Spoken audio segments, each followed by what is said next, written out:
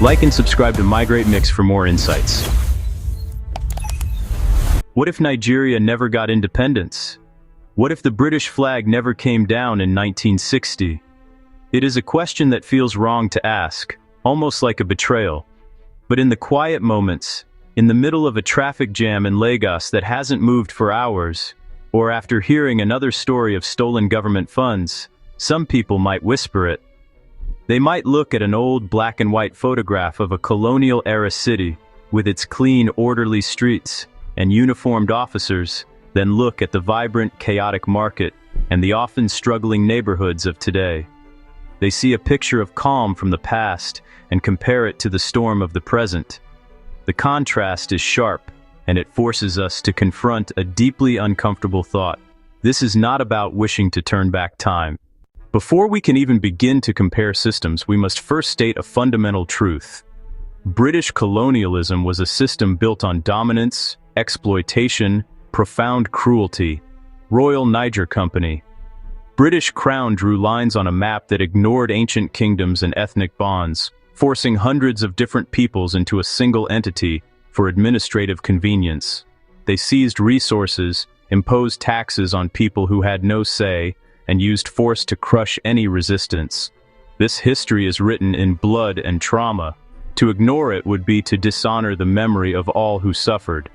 We must remember the Aba Women's Revolt of 1929. Brave women protested unfair taxes. They were met with gunfire.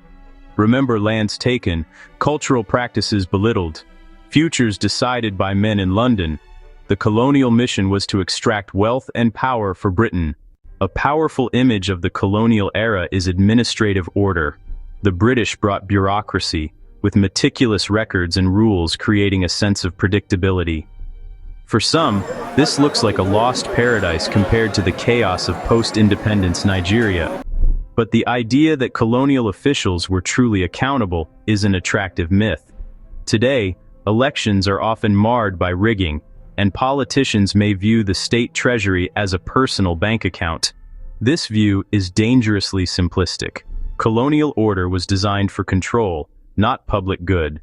The period of British rule is often remembered as a time of relative peace, a Pax Britannica. Old photographs show police in crisp uniforms and a military projecting unshakable authority. Despite uprisings, the state's monopoly on violence was largely absolute. Central command acted decisively, if often brutally.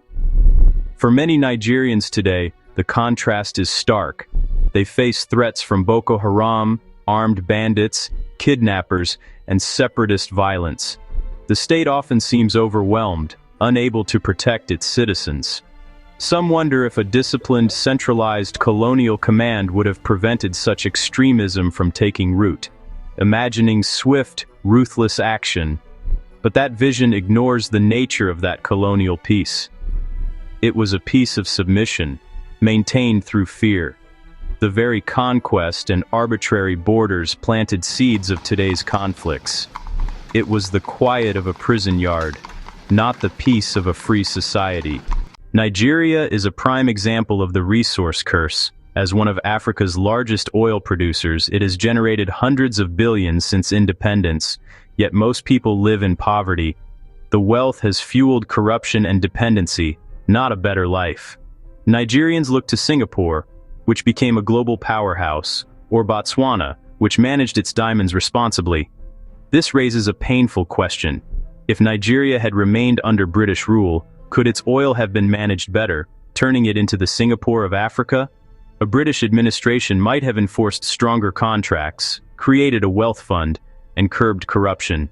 But this ignores the colonial purpose: extraction. Raw materials flowed to global markets for Britain's benefit, not Nigeria's. Wealth would have flowed to British companies. More efficient exploitation, but exploitation nonetheless. Nigeria might have been richer, but it would not have been its own master. When you travel through Nigeria, you can still see the bones of the colonial era.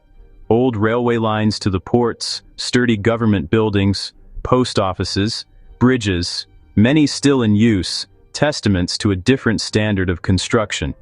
These were part of a master plan, territory organized for efficiency and control, with city grids, planned, segregated areas, and transport and communication networks.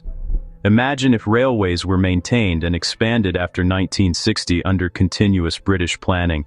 Imagine a national power grid built with methodical determination, reliable electricity everywhere, ports modernized, roads maintained, an integrated infrastructure base, orderly, functional, connected. It's appealing, competence over chaos. But we must ask, who was this infrastructure for? Railways weren't built to connect communities, they moved resources to sea. Roads linked centers important to colonial rulers.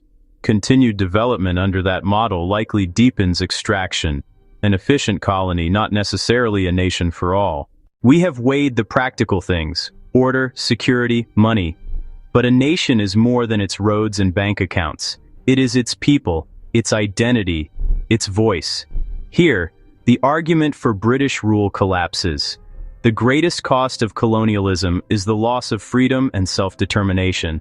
To be a subject, not a citizen, your destiny decided by others, your leaders appointed by a foreign power.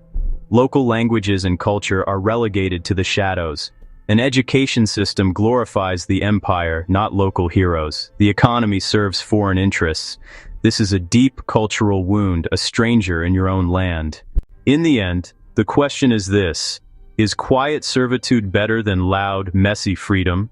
Is a clean street and a reliable train schedule worth giving up your voice? The men and women who fought for Nigeria's independence did not think so. The right to govern oneself, make one's own mistakes, build a nation in one's own image.